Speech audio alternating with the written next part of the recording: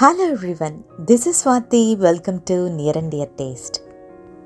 Before video thank you very much అండి. పెసరావకి మంచి response వచ్చింది. అందరూ కమెంట్స్ అయితే చేశారు, పర్సనల్గా కూడా మెసేజ్ పెట్టారు. పెసరపిండిని వేయించి కలిపారా అని.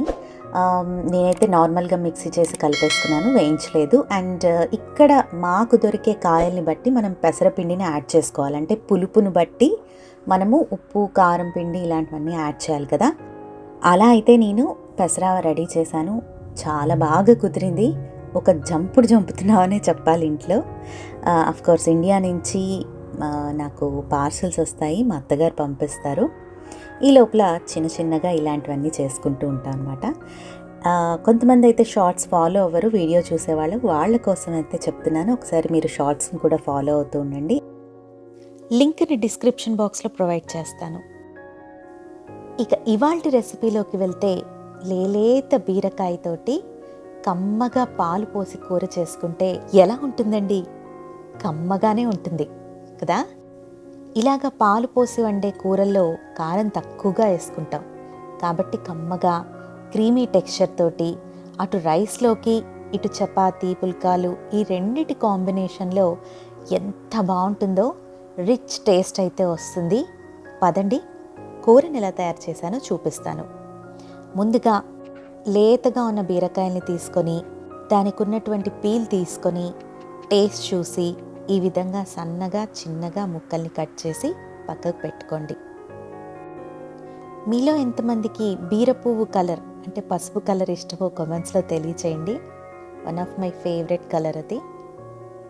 నెక్స్ట్ ఒక సాస్ ప్యాన్ లేదా మూకుడు తీసుకోండి. అందులో పోపుకు సరిపడా నూనె, ఆవాలు, జీలకర్ర, ఎండుమిరపకాయలు, ఈ విధంగా కట్ చేసుకున్నటువంటి బీరకాయ ముక్కలు ఇవన్నీ వేసుకొని కొద్దిగా పసుపు కూడా వేసుకొని మిక్స్ చేసుకోండి. కూరని మగ్గించుకుంటూ ఉప్పుని కొద్దిగా యాడ్ చేసుకొని మూత పెట్టుకుంటే కొంచెం సేపటికి మగ్గుతుంది. అదిగో నీరంతా బయటికి వస్తూ, అసలే సహజంగా బీరకాయలో నీరుంటుంది, ఉప్పు కూడా యాడ్ చేసేసరికి చక్కగా నీరంతా బయటకు వస్తుంది. మనం స్పెషల్గా వాటర్ పోయాల్సిన అవసరం లేదు.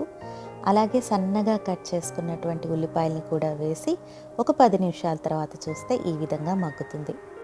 ఆ తర్వాత ఒక చిన్న గ్లాసుడు పాలని తీసుకొని అందులో పోస్తున్నాను. ఇక్కడ నేను పచ్చిపాలని యూస్ చేశానండి. నెక్స్ట్ స్టెప్లో పల్లి పొడి యాడ్ చేస్తున్నాను. యాక్చువల్లీ ఈ క్లిప్ మిస్ అయిపోయింది. పల్లి పొడి యాడ్ చేశాక చూసారా, దగ్గర పడింది, చిక్కపడుతోంది, మంచి క్రీమీ టెక్స్చర్ వస్తుంది. పాలు పోసి పల్లి పొడి వేశాక ఈ టెక్స్చర్ కాస్త థిక్గా అయిపోయింది. మంచి రిచ్ ఫ్లేవర్ తోటి గుమగుమలాడే కూర రెడీ అయిపోయింది. ఇందులో మీరు గమనిస్తే నేను ఎక్కడ పొడి కారం కానీ పచ్చిమిర్చీలు కానీ ఎక్కడా యాడ్ చేయలేదు. పల్లి పొడిలో వేసిన కారంతోటే సరిపోతుందన్నమాట. ఉప్పు కూడా కొద్దిగానే వేసుకుంటాం, ఎందుకంటే పల్లి పొడిలో ఉంటుంది కాబట్టి. లేతగా ఉండే కూర అయితే జస్ట్ 10 నిమిషాల్లో మగ్గిపోతుందండి. అన్నం ఉడికే లోపల ఈ కూర రెడీ చేసేసుకోవచ్చు. దీని పుల్కాల్లోకి, చపాతీల్లోకి ఏ కాంబినేషన్ తోటైనా ఎక్సలెంట్గా ఉంటుంది. మస్ట్ అండ్ ట్రై చేసి తినాల్సిన కూరల్లో బీరకాయ కూర కూడా ఒకటి.